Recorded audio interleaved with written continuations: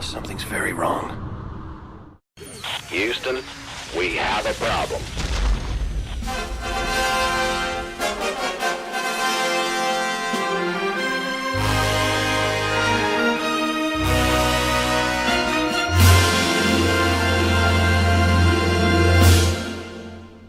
Welcome, folks. Welcome to Widescreen Redux. Part due. Part due, yes. It's 2016, and we are revamping the show. I posted on the page that we're going to tighten things up. All shows will be an hour. Any shows where we talk about any major, like for instance Steven Spielberg, he has decades. Yeah, I mean, we'll give a couple. We'll make it a two-parter. But from now on, our shows are going to be an hour, sometimes a little less, maybe. Who knows? Mm-hmm. We are going to give you segments that you've been asking for. We're going to lead to contests. We're going to plan something special for our 1-year anniversary coming up in another month. Mm-hmm. And this is going to be the new widescreen. So welcome. We are your hosts. I am Tony. And I am Bill. And here we go with the new widescreen. Today, and at the end of the show, we're going to start one of our new segments. But we'll talk about that at the end of the show. Today we're going to talk about, because 'tis the season, OscarCrimes. The most heinous crimes perpetrated by the Academy of Motion Picture Arts and Sciences, in our opinion, our humble opinion. We may get a lot of haters. I think when Robert De Niro stabbed Pacino in the face with a butcher knife. I mean, no, just kidding. What? Not those type of crimes. Oh, yes, right, yeah. Yeah. When Robert Mitchum was arrested for marijuana. No, not those type of crimes. When the Academy literally stabbed Pacino in the face by not giving him an Oscar for playing Michael Corleone 3 times, Scarface, or Dog Day Afternoon, or Serpico, and gives it to him for his schmaltzy, over-the-top Sin of a Woman. I didn't put that on my list. No? But there's an Oscar crime. There you are. Denzel Washington gave one of the probably top 20 best performances by an actor in Malcolm X, and they gave it to Pacino as a makeup Oscar, in my opinion. Well, it's because he's white. I mean, yeah. Wait. No, that didn't start yet. That didn't start yet. Yeah. Oscar hadn't gotten that racist yet. Yeah, they were still a little white. They weren't lily white yet. Yeah. No, that's funny. Yeah. Oh, God, I can't wait to hear Chris Rock's monologue. I cannot. I hope he comes out in an all-white tux. I hope he says something like, "Oh, it's bright in here." Something, anything. I don't know. I can't wait. Cannot wait. And I love the fact that he was pressured to boycott. And he's like, no. Then that's kowtowing. I get a stage. Yeah, right. He has a voice for 3 to 4 hours, Say it, man, because you can't. I boycott? They might have a 1-second delay, 30-second delay, or whatever they do because of accidental curse words. I can say whatever I want, and they can't play me off. That's right. Yeah, exactly. Yeah, they can't play him off. Jesus Christ. Anyway, OscarCrimes. Alrighty. I'll start. I won't look. The first Academy Awards was, I believe, 1927. I won't go there. Okay, sure. Because that's when they, had like 3 motion pictures. I mean, I can't say, damn it, they gave it to Wings and not, the silent blah, blah, blah. Yeah, no, I can't. There's a few even Daddy hasn't seen on that one. So I'll start in the saw The Racket? Come on. I did see The Racket. Oh. By the way, there you go. You got me. Racket. Saw that in college, in film school, or film class. I'll start in the 1940s. 40s. OscarCrimes. Here we go, people. Which 40? There's 10 of them. Well, there's only one decade of the 1940s. I've got 2 from the 1940s, personally. Okay. You can let me know if you agree or disagree. I will let you know if Am I yelling? I feel like I'm yelling. I'm excited for our new format. So, 1944. 1944. Going My Way. The Bing Crosby schmaltzy musical, which is okay. Where he's a priest and it's fine. It's for its time. It's a good film. Yeah. It beat Double Indemnity for Best Picture, which with Fred McMurray and Barbara Stanwyck, like I need to tell anybody. And Gaslight. Which is oh Jesus, that's right. But most importantly, Double Indemnity, which is the pinnacle of the femme fatale seduces schlub, to kill her husband, and then I mean, come on, that's my. That's your 1944 crime. That's my. There's only one more in the 40s. Do you have any offhand? No, in the 40s. No, not really. Yeah, I'm a little surprised over Gaslight. Yeah, Gaslight. Yeah, that's a crime too. Unfortunately, if I were voting, Gaslight came out in the same year as Double Indemnity, so I would go with.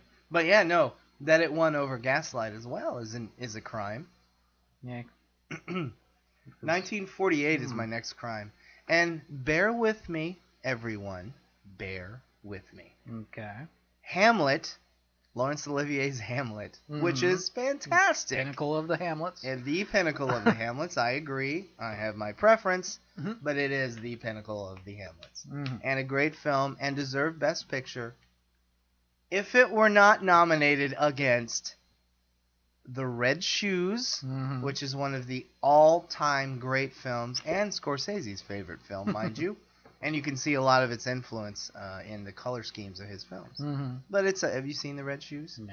A masterpiece. It's one of the most beautiful films ever made. And it also beat The Treasure of the Sierra Madre. Right. Need I say more? Holy shit. Which is also, again, another, like, in terms of movies taking references from other movies, it's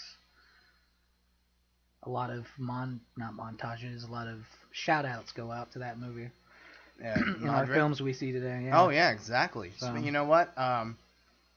Raiders of the Lost Ark. There's a lot of Fred Q. Dobbs in Bogart in Indiana Jones. Determination and hat. Hat. Determination and hat. But no, I mean, in my opinion, The Red Shoes and Treasure Sierra Madre are pinnacles for all time. As is Laurence Olivier's Hamlet. But personally, for me, there have been... people may stop listening. You may shoot me. I think Mel Gibson's Hamlet is better than Laurence Olivier's Hamlet. I wouldn't go that far. It was good. I know. It's what got me into Shakespeare. It's my favorite Hamlet. But, I don't know. I'm still of a... Kenneth Branagh.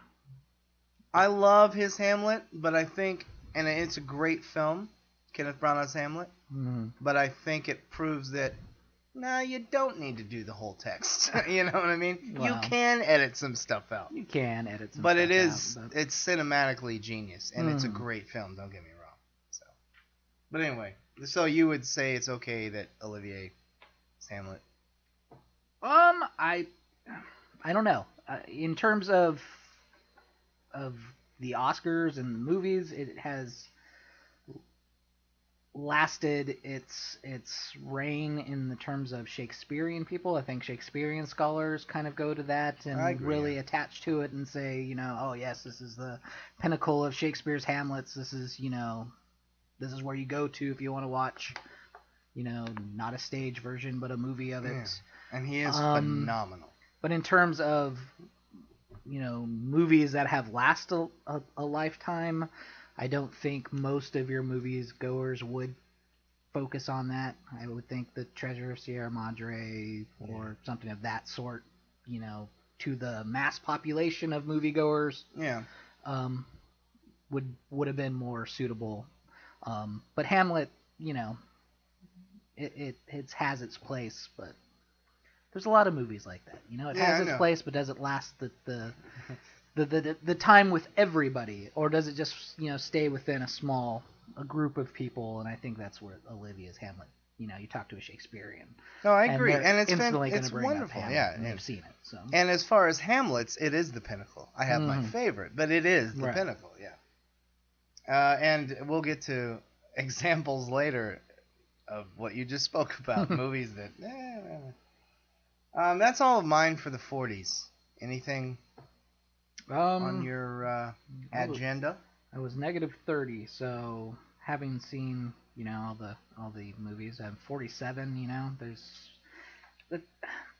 Back when the Academies first started, they had a lot of really, really good movies. Nowadays, I can kind of see stuff and go, nah, that really shouldn't have been nominated. Yeah, That really shouldn't have been nominated. When I was doing my research, I thought the same thing, and I'm thinking, why are we now nominating up to 10 films? Right. When back then, oh my God, you could have totally nominated 20 films a year. So it's hard to see, you know, like I was saying, like The Gentleman's Agreement, great movie. For 47. Indeed. You Great know, movie but we're going for against, 2016, frankly. You know, you're going against The Bishop's Wife or Great Expectations. Yeah, okay. So, yeah, right. You know, yeah, no, but they're all, you know, good movies in their own right. Exactly. So it's very, very hard, especially when you go back that far. Cause, yeah. It is done, right? How, yeah. You know, how do you choose? I know. In the 70s is where I'm like, wow, how did they even narrow it down to these 5 for this year? You know, if you're talking about movies that have lasted a lifetime, I mean, in 46 you had It's a Wonderful Life. Everybody watches that, you know, every Christmas. Yeah. It's, you know, it's a great film. Young kids to no, it is a great to film. older people, they still, you know, every year got to put that on. So does that show that, you know, that was a important and great movie that maybe you should have won? I don't know. Well, here's the fine line with it. It's hard. It is like, for instance, and we'll get to Forrest Gump later. But the fine line is, you know, we don't want them to. Yeah, there are movies that last. Like Forrest Gump is still much loved, and it lasts. And again, we'll get to this later. But it didn't fucking deserve anything. It won. It lasts because you can watch it once and go, okay, that was decent. Mm-hmm. But it's not a movie that you want to go and put on, like, you know, Oh, I'm sorry. Once a month. You know, like, oh shit, you haven't seen Forrest Gump? You got to come over and watch it. Yeah, are you kidding me? I haven't seen it since last week. I'm gonna watch it again. If you don't have time, let me put on this masterful sequence where no. Not that it was bad. I mean, it has a lot of great all right. moments, and it's, you know, it's okay. Yeah, has things to talk about. It does. You know, but again, like 49, All the King's Men, awesome movie. Indeed, yeah. But up against The Heiress. What won in 49? Was it All the King's Men? It was All the King's Men. Yeah, I have no problem with that. Yeah. But again, I'm just saying that, you know, it's very hard to go No, in it is hard. like, I know. Ooh, was that one, you know? I think they were scared of Broderick Crawford because he yelled everything. Yeah. I want to win. Okay, Broderick. All right. 1950s. No, 50s. I only have 2 in the 50s for myself. Oscar crime number 1 happened, in my opinion, in 1951. Okay. An American in Paris won Best Picture over A Streetcar Named Desire, which changed cinema. Yeah, that's true. And is a masterpiece. Though I am I don't know. I'm not a big Tennessee Williams fan. He's hit and miss for me, but Streetcar. But Brando. I mean, I like An American in Paris. It's a great movie.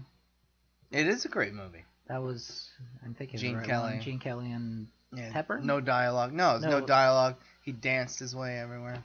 It was just all these. It's almost dreamlike, you know. Mm-hmm. Just all these brilliantly done dance sequences and it's Hepburn, wasn't it? No, she wasn't in it. Who was the female? I don't know. I don't remember. I saw it a couple times. Why the hell do I think it was Hepburn? I don't know. I don't know. But yeah, back when musicals were a big thing. We're good. Back when musicals weren't. What are you talking about? Back when musicals weren't directed by Rob Marshall. Jesus, get that guy away from the camera. Now, the thing about musicals back then, the only thing that I will agree with in terms of shoddiness was always the 20-minute dance number in the middle of it that was always like a dream sequence. Oh, yeah, well. Or some weird little, no dialogue, no music. An American in Paris for 2+ hours. The middle of it, and you're just like, okay, this has gone on for 20 minutes now. Let's get back to the movies. Is that supposed to be intermission? What is that? I don't mind big dance sequences if they're... I don't either, but when they're 20 minutes long and they're... not really part of the story. It's, somebody fell asleep and all of a sudden they're, dancing with Tom and Jerry. Yeah, exactly. Gene Kelly reference there.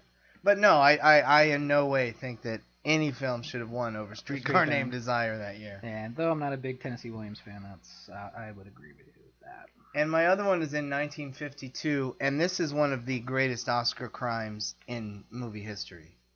The Quiet Man and or High Noon lost to an awful, awful film. The Greatest Show on Earth. Have you ever seen it? Heston, Jimmy Stewart. No, I don't think I have. Cecil B. DeMille. Yeah. He tries to turn a circus into the 10 fucking commandments. It's horrible. It's terrible. It's dumb. It's badly written. It's so bad. I hated it. And you know what? Critics hated it. And guess what? It won Best Picture. Yeah. Since I haven't seen that or honestly heard about it, and I've kind of recognize all the other ones that were nominated today, I'm probably gonna that year I'll have to probably go with you. Yeah, the High Noon, Jesus Christ, one of the best westerns ever. And The Quiet Man. And Quiet Man, one of the great screen romances. Even though it's basically 2 hours of Maureen O'Hara getting abused, but she liked it, and they're all Irish, and it's okay. Oh, I'm sorry. Did you have any more in the 50s? In the 50s itself. I don't know if I see any that are like crime. Nothing too horrifying. Ooh, I don't know. 56 had Giant. What beat Giant? Around the World in 80 Days. Okay, that's a tough call. That is, for that kind of film, the best. You know, cast of thousands. You know, a million different locales. Just brilliant use of Technicolor and widescreen. It's a great film. It's fun. Everybody's great. It's well written, well directed. And so is Giant. Giant's the more serious, powerful one. But you have such a small handful of people doing absolutely awesome performances. Yeah. You know, other than a grand scale. I mean, are you giving the Academy Award for the grandness of it all? Or I think they did. I would have chosen Giant, but I don't think, and we'll get into this later in a couple of years, but I don't think it was a crime. Well, let's do it now because we're not going to hit it. Right. Goodfellas and Dances with Wolves. Dances with Wolves beat, I can't even believe I'm saying this, for Best Director and Best Picture, Scorsese and Goodfellas. Dances with Wolves is one of my favorite films. It's in the lower part of my top 100. Definitely one of mine. It's a beautiful film. Everybody thought Costner was going to fail. He gave us a near masterpiece, if not a masterpiece. It's just, I love every second of that film and what he did. It's a brilliant, brilliant movie. Goodfellas is a brilliant, brilliant film on another level. It is, I mean, it as well as one of the all-time greats, but it changed everything. Again, you know, there are certain directors who every 6, 7, 8, 9 films change it up, you know, and people stand up and take notice, and styles of movies change, and cameras change and things. And that was another one. Scorsese just, the story, it's an epic, intimate story. It just seemed like it was very similar to what he was doing already. I don't see. But that was his first gangster film. Changing. You know, Goodfellas. Yeah. I mean, he had mobsters in his films. Right. That was his first true story of mobster. It's my, I think my third favorite Scorsese. I'd have to think second or third. I think it's one of the best. It's in my top 25 of all time. It's just a, I mean, it's a show itself. Man. It's brilliant. I don't know. I still probably would have went with Dances with Wolves. And here's the thing. That's fine, and that's what I'm talking about. Yeah. That it won, I was a little crushed, but it's not a crime. I mean, it would have been a crime if it was like, you know, if it was The Year Driving Miss Daisy came out, and that won, you know, over Dances with Wolves and Goodfellas. Like, wait a minute! Yeah, no, I would agree and with by you the there. way, that'll be coming up later. And by the way, we're just we're doing good on time. Good. Here. Yeah. We're skating over the best pictures. I did a few actors and actresses, but I didn't start until the 80s. Okay. Because guess what? They did pretty good. What do you think about the bridge over the River Kwai winning over 12 Angry Men? Again, well, I have absolutely no problem with that whatsoever. Yeah. Bridge on the River Kwai. Both of those are two of my all-time favorites. Mm-hmm. River Kwai is my second favorite David Lean film next to Lawrence of Arabia. And 12 Angry Men is probably the second or third best courtroom drama ever made. If 12 Angry Men would have won, it would have been what we were just talking about. I would have preferred River Kwai, but not A Crime at All. Okay. And I think if you're leaning towards 12 Angry Men, I think it's kind of the same thing. It's not really a crime that Kwai beat it because it's such a masterpiece. Yeah. But Was Fonda nominated that year? Or yeah. He was? Did he win? Or who won that? I don't remember who won that year. I would have been a little... I don't know if he won or not. If he did, I'd be happier about it. But. Yeah, he was great. Fonda deserved at least 9 Oscars throughout his career and never got one until On Golden Pond. For the sentimental one. It was great, but... Well, that was the old person movie. Yeah, it My was. grandparents watched that, like, weekly. Norman, the loons are back. Norman, did you see the loons? Did you have any more in the 50s? In the 50s, probably not. Everything looks pretty solid after that. He got lost picking blueberries. Let's go. The 1960s. I only have 2. See? 2? You got like 2 years. I know. Well, good. Wait. We're not to the 80s yet. Oh, 80s. You got to start pulling It's them when out. things got modern. Well, that it's the also Academy when we went batshit. remember films a little bit more, at least for me. Remember films a lot more. Well, no. Trust me. I scoured. Hey, now all of our dads own movie theaters. So. Well, that had nothing to do with it. Well, that had a lot to do. 1960s, I have 2. 1964, even though I like the film, ladies who are listening, don't get mad. My Fair Lady, I like it. It's a great film, a great musical. Hepburn was wonderful. Harrison didn't really deserve to win Best Actor. Let me guess. Dr. Strangelove. Dr. fucking Strangelove? Are you kidding me? And I'm not biased because it's Kubrick, but because it's Zorba Kubrick. the Greek, too. It's and Zorba the Greek, which, by the way, in my memory, is what I thought won. And I also thought Anthony Quinn won for Zorba, and I was wrong. It was Rex Harrison for My Fair Lady, which we will be talking about in a few more seconds, a few more minutes. My Fair Lady, a wonderful musical of that time, right at the cusp in '64 when musicals were getting a little too big, too technicolor, too much. But it's a great one. I love it. Dr. fucking Strangelove, need I tout its merits and its place in film history? Yeah. You know? 1968. This is where I start getting angry. Oliver. Oliver won.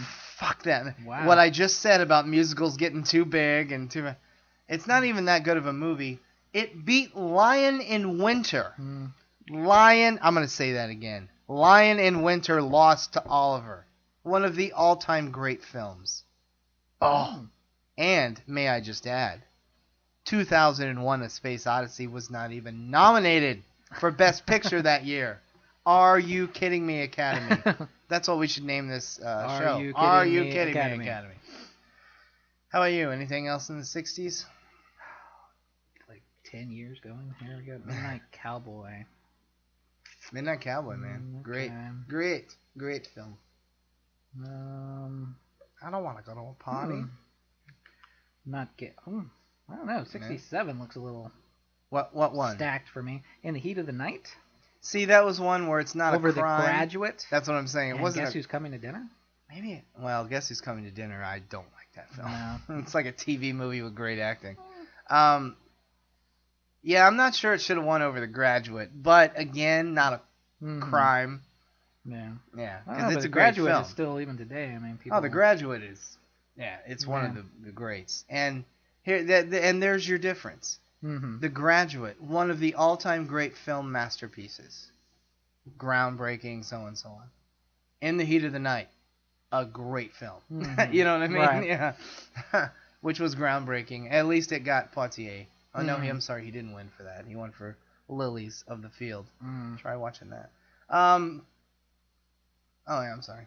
Okay. Is that your 60s crime? Yeah, that was just the one that kind of jumped out at me that I was a little, 1970. I would think The Graduate would have been... I may burn down the house when I talk about this one. Okay. Which year? 1973. 73. Okay. The Sting. The Sting won Best Picture over The Exorcist, American Graffiti, and Ingmar Bergman's best film, Cries and Whispers. Oh my God. I was surprised that The Exorcist was nominated. That's back when the Academy had balls, buddy. Yeah. Yeah. Yeah, the Academy. Linda Blair was nominated. Yeah, that's awesome. Friedkin, that was nominated for like all the big ones. But American Graffiti didn't really do well. It won Best Screenplay. But American Graffiti was a huge hit. Yeah, but they didn't. Oh, you mean at the Oscars? Oh no, they thought it was gonna. They were gonna dump it in the drive-ins. Yeah. Yeah. American Graffiti is probably, John Hughes films notwithstanding, the pinnacle teenagers at the end of high school starting life movie. I think. Well, it was, Lucas was actually doing something worthwhile and like trying to make something artistic or different. Yeah. Unfortunately, Star Wars. We did our whole thing. I love Star Star Wars. We did it. Yeah. But it kind of took him and placed him into a corporate setting where Star Wars kind of took over his life and he became a corporation. Yeah, I kind of hope that now that Disney's got the Star Wars thing, he tries to go and he says he wants to. I hope he wants to do like Coppola's doing. Coppola's done 3 movies in the last 10 years. Nobody saw them. They went straight to video because he's just doing little. Yeah. He finances himself. He shoots them digitally. But I love American Graffiti. I mean, it was something that he was interested in. He was always interested in cars and that kind of scene and the music. The music and it was seems awesome. To this day it looks like it's 1962 and he stood out in the streets filming. Yeah, I mean, you can kind of see. It should have been where, like you just said, you mentioned John Hughes, but also like Cameron Crowe. Kind of I'll give you that. Would have taken inspiration from. That was the type of movie it was. And Linklater's Dazed and Confused. Yeah. Yeah, no, it's a great film. Cries and Whispers. I don't know if you've ever seen it. I'm not the biggest Bergman fan, but god damn, that's a great film. Yeah. And The Exorcist, which I think is the all-time great horror film. Oh yeah. Even to this day, that's one of the scariest. 3 masterpieces and The Sting, a fun little Hollywood popcorn movie. Yeah. Oh my god. Popcorn movie. Yeah, I like exactly. That kind it of, is. yeah. And it's one that I'm not even a huge fan of. Like I watch it. I've seen it maybe 6 or 7 times in my life. And I'm like, and now that you know The Sting, Right. you're just kind of, that's a funny scene. That's a good scene. And I'm there's nothing to be surprised about anymore. I have one more. In 1979, do you have anything before 79 that's a crime in your eyes? That's a crime? I feel like we're like in the DA's office going over, should we prosecute him for this? How about this? Yeah, how about crimes? 76, Rocky, a lot of good stuff during 76. See, that's, again, not a crime. Is it a crime? No, because it's a great film. Yeah, you had Taxi Driver. All the President's Men. Rocky Network. Rocky should not have goddamn won. It should have been Network, Taxi Driver, or All the President's Men. Yeah. Rocky should not have won, but it's a great film. Then Annie Hall over Star Wars. No, just kidding. You know what? I agree with you. I'm a huge Woody Allen fan, and that's in my top 5, and it's a masterpiece. I would have given it to Star Wars. Yeah. I really would have. But not just because I'm a Star Wars geek, because it's a great fucking film. No, I don't think. Nothing else in the 70s kind of jump out at me. You were going to 79. I have one more, and I'm about to become a hypocrite because everything I just said, where this and this isn't really a crime because it's a great film, but the other one should have won. I stand by that statement on this next statement. Okay. But it's still a crime. So I'm about to go back on everything I just said. Kramer versus Kramer winning over Apocalypse Now. Now here's the thing that makes me a hypocrite. Kramer versus Kramer is one of my all-time favorite films. It's my favorite Dustin Hoffman performance.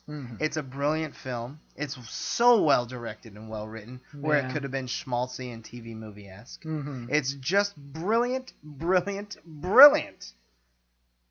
Apocalypse Now is Apocalypse Now. It is a film for the ages. and again, it's its own show, Mm-hmm. so I won't sit here. But therefore, I have to call that a crime. Yeah, I don't know. I have to call that a crime. I don't know if I agree. Yeah? I mean, Apocalypse Now, good movie. Oh, that's an understatement. But yeah, I think I don't know. Kramer versus Kramer, I still think it was very character driven, very powerful movie. Apocalypse Now, it's a masterpiece. I don't think it's a movie of the ages. I think it's a great visual piece to watch, for what makes good filmmaking. If you want to be a filmmaker, you should watch that, just as many other things. But as a movie for the ages, I don't know. I read The Heart of Darkness, and I own it. It's kind of a snooze fest. The Heart of Darkness? And Apocalypse Conrad's Now a little bit of a snooze fest. Doesn't... I think Apocalypse Now really spruced it up, if has you ask a lot me. of moments to it that Really? were kind of take my attention away. Wow. But, Can I quote the 70s Kubrick band? Tends to do that a little bit for me in some of his stuff. He has moments Except it was that Coppola. I'm kind of... Oh, that was okay. Coppola. That's right. And how dare you say that about either of them? Yeah. Well, we must disagree. I don't know who did that song in the 70s, but again, another show, another time, but just for a moment, we I'm sure glad they didn't give that one to Lucas. thank you. He was supposed to. I know. We massively disagree on Apocalypse Now. We really do. But I mean, it has great performances. I think Martin Sheen did phenomenal. Duvall, come on. I'm not scope of that sure that I liked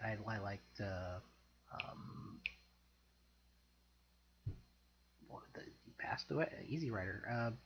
Dennis Hopper. Dennis Hopper also did a great job. Fuck yeah, he did. He was on acid. He was out of his fucking. It was after that film he checked himself into a. I really didn't think Brando was all that phenomenal. I just want to make an announcement. There will be in the future a show dedicated to Apocalypse Now where we debate this film. Okay. We need to. That's wow. Okay. But I'm like Dennis Hopper while you're telling me that. Are you fucking kidding me, man? It's like this, man. You're crazy, man. I think I'm on the same place with you, but reversed. I wouldn't have. Explain that. I wouldn't have found it terrible if Apocalypse Now won. I wouldn't have found it a crime, but I think they did right. Well, this one's a fine line for me. Like I said, Kramer's a masterpiece, but yet for me it X out the crime. I say let's not prosecute. Let's just give them a citation. Okay. And here we go to the 80s, and we're going to rapidly go through the rest of these here. 1980, they started right away, sons of bitches. Yeah. Raging Bull lost to Ordinary People. Ordinary People is a fine film. It's probably in my top 10 of 1980. It's wonderful. It's very well done. But everybody wanted to congratulate old Bob on his first directorial debut. And they totally lost the genius that was Raging Bull. Yeah. Raging Bull is art. Well, even that. Art. In terms of endearment. Sorry. See, I don't think Coal Miner's Daughter should have been nominated. I do. I think it's my first or second favorite biopic. She did good. Oh, Jesus. She was brilliant. She was. I'm trying to remember. I remember The Elephant Man being rather. Oh, that's great. Rather cinematic. Yeah. As well. I was a fan of all the nominated films. Yeah. Okay. But yeah, Raging Bull. I would go with you with that. And then they didn't even wait. The very next year, 1981. Chariots of Fire. The only thing I agree on Golden Pond and Raiders of the Lost Ark. Yeah, and Reds and Atlantic City. Jesus. Yeah. Every other film nominated is great. You can kind of start seeing them. They're nominating not necessarily a large pool of movies that you can go, okay, yeah, any of those would fit. Yeah. Chariots of Fire, it's a good movie. It's okay. The great thing in it is the cinematography and the groundbreaking Vangelis score. Right. Other than that, again, I don't ever need to own Chariots of Fire. Yeah. I don't ever need to own. Did it win film. Because of what? I think score? That was. Or did it win because the movie was good? I think it won because the score won. I think that it was the first major case. Well, Rocky was the first major case, but of the little engine that could. Mm-hmm. You know what I mean? This little movie came out of nowhere with no stars, Right. and up against all these big ones, and it was critically lauded, so on, so on, so on. 1982. Gandhi over. I'm not sure this is a crime. Yeah. So I'm not Well, even gonna. Gandhi. But E.T. should have won. Yeah. Well, E.T. is one of those movies again that it's timeless. Yeah. It's like Tuck. It's everlasting. 1985. Oh, Out of Africa. Are you kidding me? It's okay. It's okay. But is it better than Prizzi's Honor, Kiss of the Spider Woman, and Witness? Hell no. All great films. Not even over The Color Purple. That's okay. You're as racist. well. No, just kidding. There's too many blacks in it. No, Color Purple's okay. It's a little better than okay, but I wouldn't have nominated it for Best Picture. Yeah, I would have done it over Out of Africa. Oh shit, me too. 1988. And Witness. That's Oh, what? Witness? You would have nominated it over Witness? What? Color Purple? Yeah. No. I was just saying you had Witness. Oh yeah, goddamn right. As That well. Scare me. I'm like, oh god, are we having another Apocalypse Now fight? 1988. Jesus, Rain Man, which is a film I don't like. Uh-huh. It's hit and miss. I give it 2.5 stars. It just misses. The first half is good. The second half just it's like, what the hell? Did they give up? Well, no, they started getting into the Simple Jack. Yeah. Oscar nod. Yeah. But it beat Accidental Tourist and Mississippi Burning, two great films. Kind of jumped over 86. I'm sorry. Platoon? Fucking A+ Platoon. Platoon? Fucking A+ Platoon. Your turn. Over Children of a Lesser God? Oh, fucking A+. Children of a Lesser God is a damn good film. It's not a great film. It's a damn good film, in my opinion. Mm-hmm. I could sign language that to you if you'd like, but we're on mic. Yeah. Okay. No, it's. I gave Children of a Lesser God 3.5 stars. It's a great film, but I mean, it's not. It's not Platoon. You know, Platoon's a masterpiece, if you ask me. I don't know. Oh, come on. I don't know. It's the I'm long telling range Oliver. of the 80s war movies. I mean, it was probably one of the better ones, but, Yeah. yeah. Yeah. I don't know. There was just a lot during that period of time of, Platoon, Full Metal Jacket. Yeah, that came out the following year. Casualties of War. Those were the three really serious. Then the other one? Hamburger Hill was a piece of shit. Uncommon Valor. Uncommon Valor. Well, that was just silly. They just there They was go just a back to whole get 'em. grouping of it, and it was just like, okay, everybody's But throwing out Platoon, war movies. Like we talked about I don't Hamlin, know. Platoon is the pinnacle of Vietnam film. I mean, that's when it finally got into the heart of the men, and I love that film. I might have went more for Children of a Lesser God, but that's my opinion on that one. And to me, the greatest year of Oscar Crimes in history, 1989. Driving Miss Motherfucking Daisy. Dead Poet Society. Well, I hate Dead Poet Society, but Over My Left Foot, Field of Dreams, and Born on the 4th of July. Yeah. Jesus. And Glory and Do the Right Thing were not even nominated. Ooh. So, not even nominated. Ooh. So, and then Driving Miss Daisy wins the big prize. I would have gone with, That's ridiculous. Yeah, Glory should have at least got on there. Oh, yeah, it should. About war movies. That, we should do one, by the way. Quickly, we'll go through the rest of our things. Do you have any more in the 80s? No, I think 80s are pretty good. 90s, Silence of the Lambs won over JFK. Mm. Are you kidding me, Academy? Yeah, really. And Beauty of the Beast. No, just kidding. I can't believe I was nominated. I'm just laughing that was on there. 94, we've talked about this before, and we mentioned it earlier, so we'll just say it and move on. Forrest Gump over Pulp Fiction and Quiz Show, and I'll give it to you over Shawshank Redemption. Yeah, it's crazy that Forrest Gump won that. And what, Four Weddings and a Funeral was nominated? Yeah, it's a good movie, but it's a great come movie, on. but I don't think it was during that year. 1997, Titanic won over L.A. Confidential. Really? Really, Academy? And Boogie Nights wasn't even nominated? Who's driving this ship? if you'll pardon the pun. Yeah. Titanic in the ship. No, I don't know if L.A. Cop. No. I'd have to think about that one a little bit closer. 1998, fucking Shakespeare in Love. It was a good movie. It was a good movie. You're right. But was it The Thin Red Line or Saving Private Ryan? What is it with you and war movies, dude? Right. Those are great. They just happen to be great. Saving Matt Damon. Yeah, right. Yeah, that was the first Life one. Is Beautiful. It's okay. It's good. It's a good film. I won't blame it because Elizabeth? Elizabeth was a master. For a yeah, Elizabeth was great. I think for a period piece between Shakespeare in Love and Elizabeth, I probably would have went with Elizabeth. Me too. Yeah. Yeah, me too. But I don't know. That year I probably would have went with Life is Beautiful. And I also disagree that Paltrow won Best Actress over Cate Blanchett for Elizabeth. Mm-hmm. You've got to be kidding me. Yeah. I don't know. I probably went with Life is Beautiful. Though that would have been more of a foreign film, wouldn't it? It won Best Foreign Film, and therefore I don't think it should have even been fucking nominated for Best Picture. 2000. I'm sorry, did you have any more in the 90s?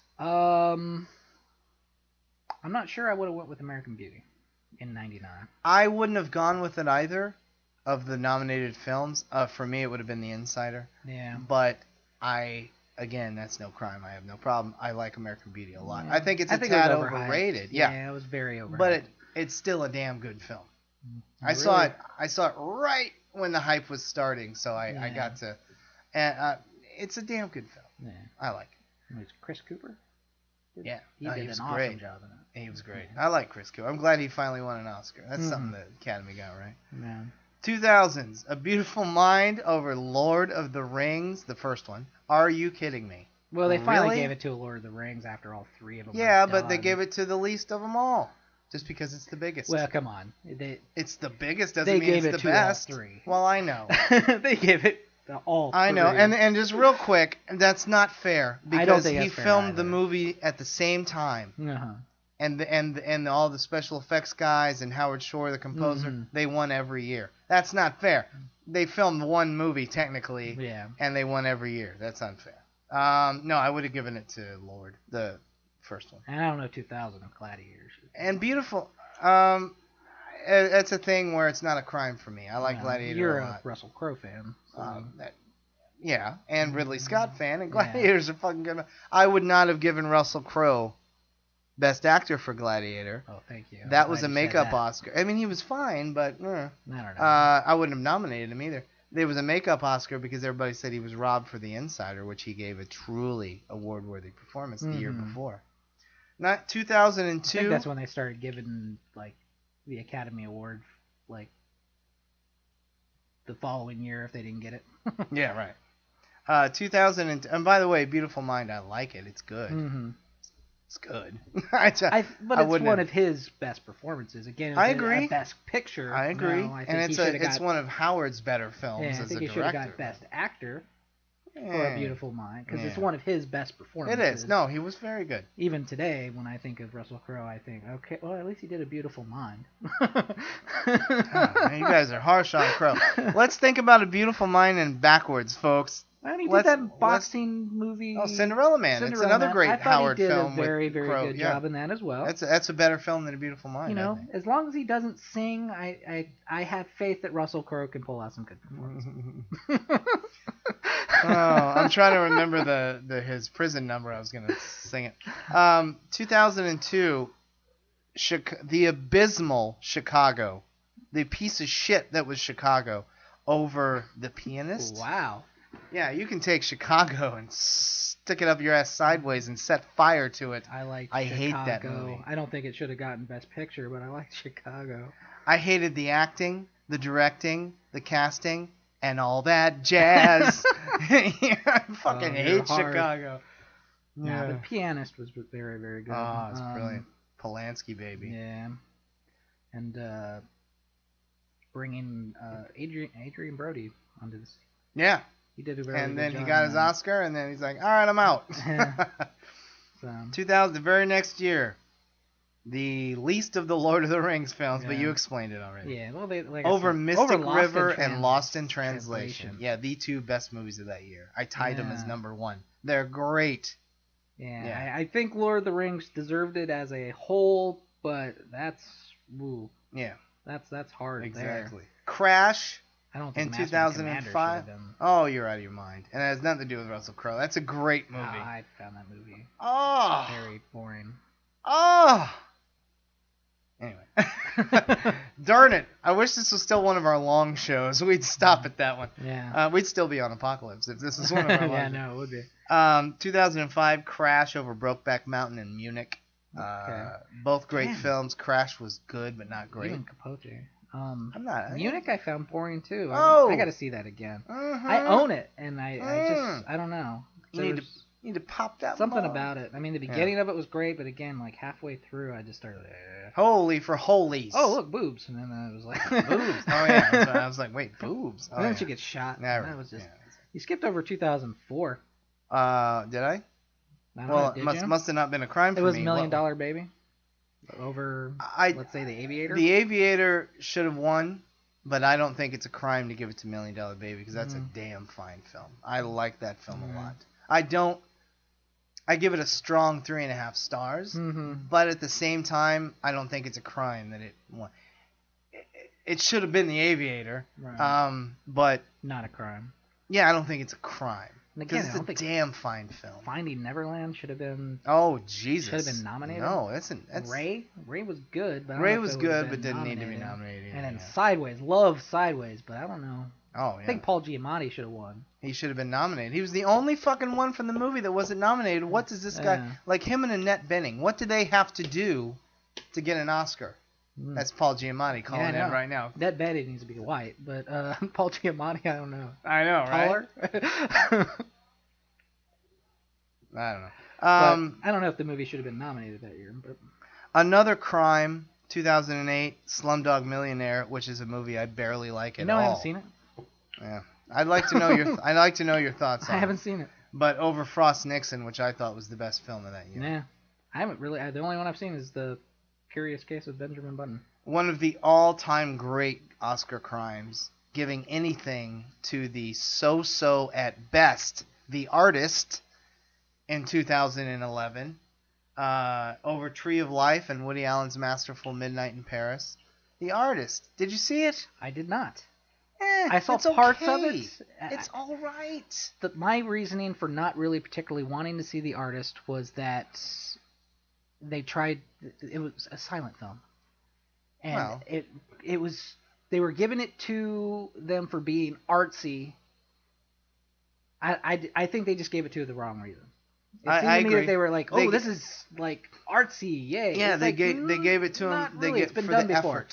They gave it to him for the effort. Let's go back to the 1920s. Oh, it's not, thanks for doing that. And we're going to give you an Oscar for it. Yeah. And Jean Desjardins won Best Actor over Gary Oldman. Paris was it's a masterpiece. Awesome. Yeah. But Jean Desjardins won Best Actor over Gary Oldman. That's crazy to me. Mm-hmm.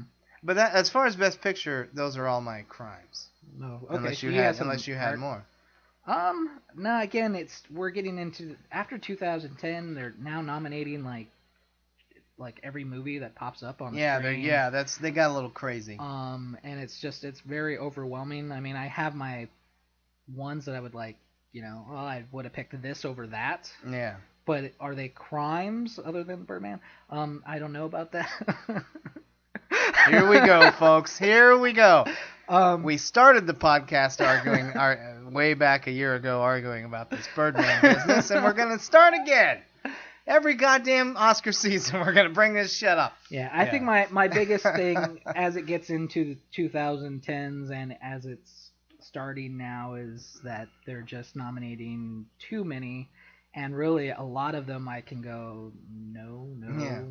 Yeah. And why isn't this one over there? Mm-hmm. They stretch it out to 10 and I'll say this briefly. They stretch it out to 10 nominations, and this year they only nominate 8 and leave out Creed and Straight Outta Compton. Hello? Anyway. So you have some actresses and actresses. Yes, just very briefly, so we can get to our new segment. Okay, sounds good. Just very briefly, Tom Hanks winning for Forrest Gump over Freeman's, still, in my opinion, whatever I think of the film, still his best all-time performance in Shawshank. Red. Travolta in Pulp Fiction, and Paul Newman in Nobody's Fool. Okay. Great. In 1997, Jack Nicholson, As Good as It Gets, won for playing Jack Nicholson over Robert Duvall's masterful work in The Apostle, I think. Roberto Benigni winning Best Actor over anyone for Life is Beautiful. I just won't even go down the list. There you go. That was a beautiful movie. It was a really good flick. And Eddie Redmayne over Keaton recently for Birdman. Thank you. Did you have any quickly on Best Actor crimes that you want to mention? No, I don't really have any on that in terms of research. There's so many stuff out there, man. Yeah, I know. I'm sure there's more crimes out there. Oh, we could do 50 million shows on Oscar crimes. But very quickly, my Best Actress crimes, and they're huge.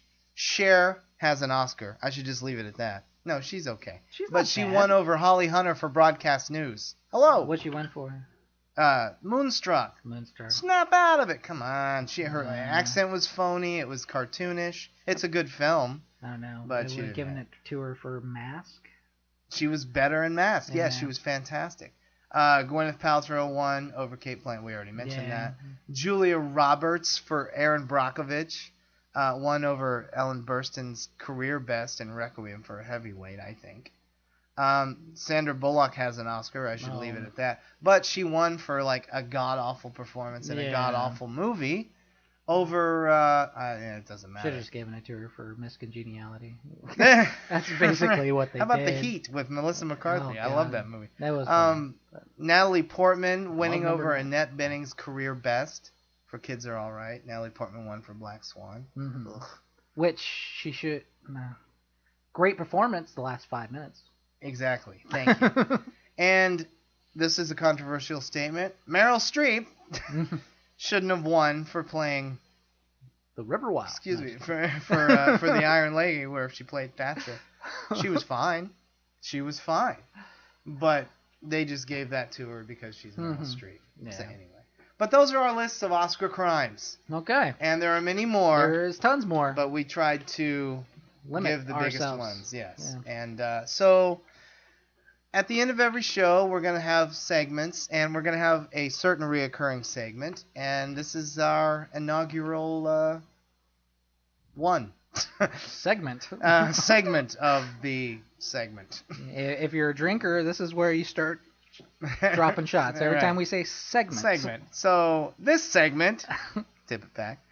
This week in film history, we're gonna just every show we're gonna go over little events that happened this week in film history.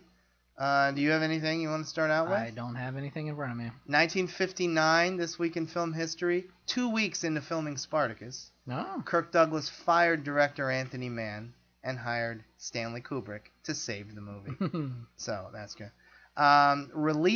Movie releases this week. The day before Valentine's Day, Silence of the Lambs was released. Oh, that's a good in 1991. Nice romantic picture to take your sweetheart right.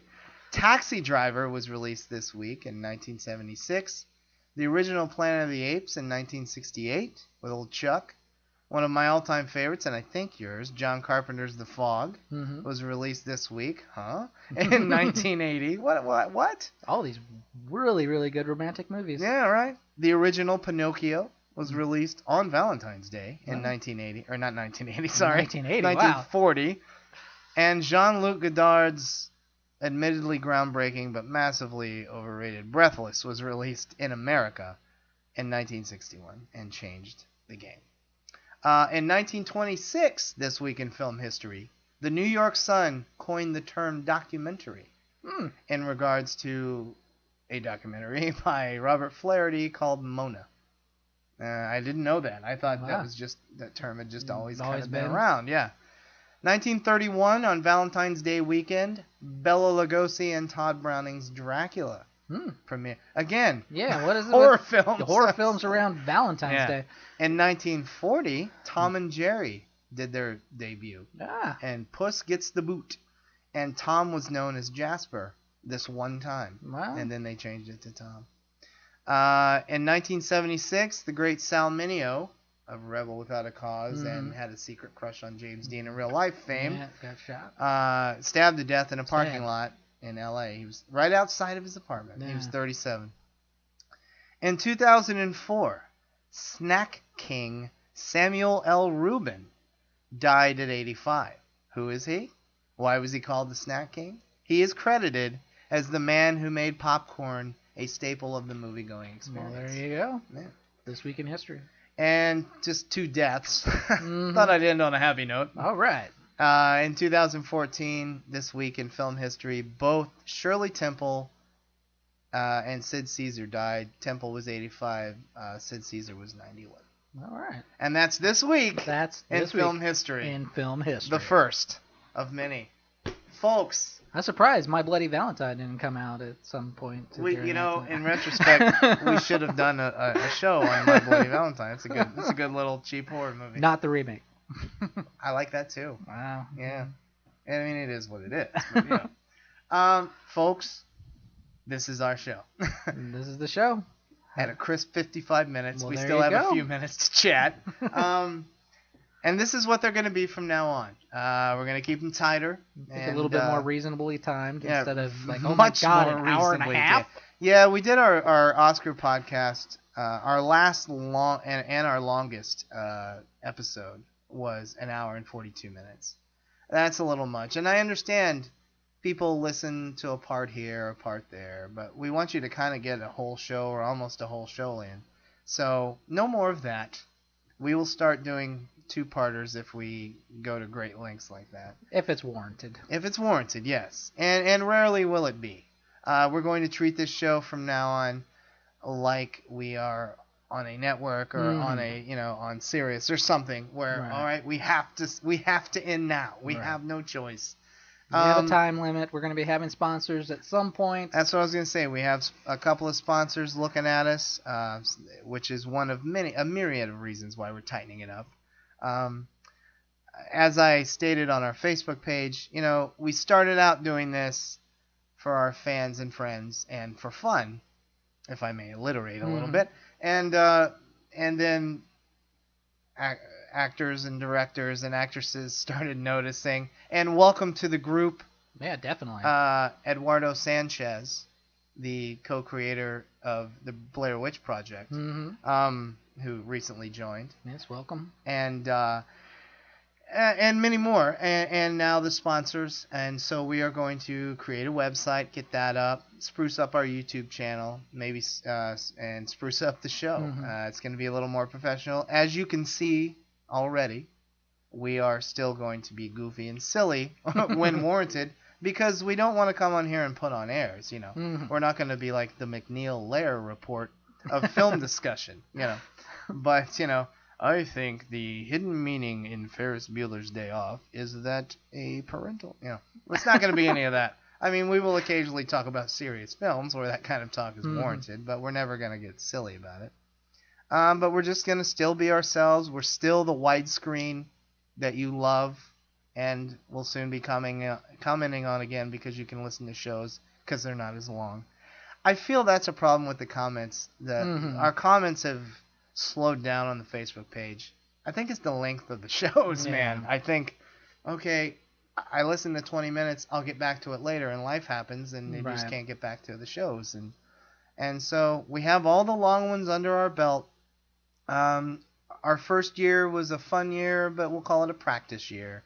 And we're starting 2016. Well, we've already got a few shows up, but this is it. This is the beginning of the new era of widescreen.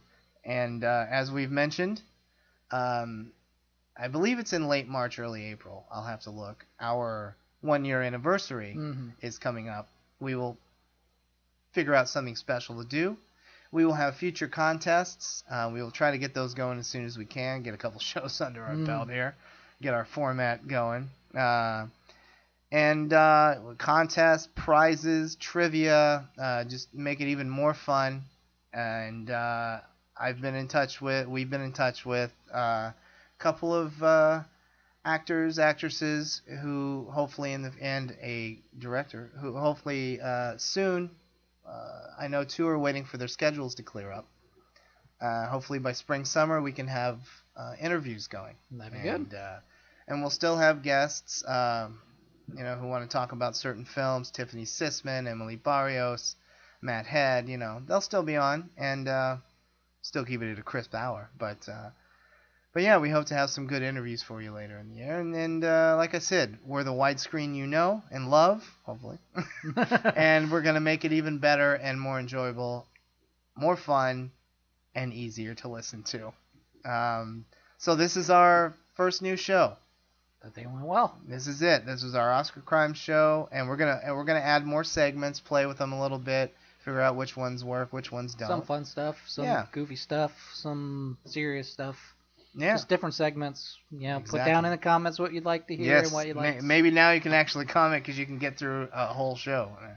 So anyway, I'm Tony, and this has been fun. I enjoy the new format, and stay tuned.